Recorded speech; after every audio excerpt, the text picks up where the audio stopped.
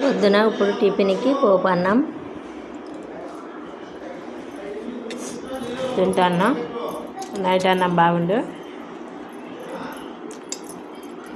Waste చేయొద్దని పోపు వేసుకొని తింటాన్నా. పిల్లలకి ఇంత అయింది, నాకు ఇంత అయింది.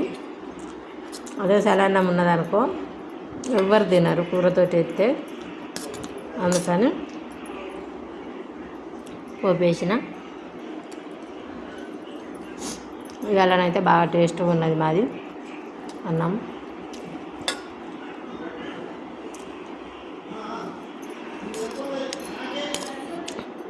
మీరు కూడా సలన్నాన్ని వేస్ట్ చేయకండి, ఎవరు పడేయద్దు. చాలామంది అన్నం పడేస్తారు కదా, పడేయకుండా తినండి. బాయ్ అండి.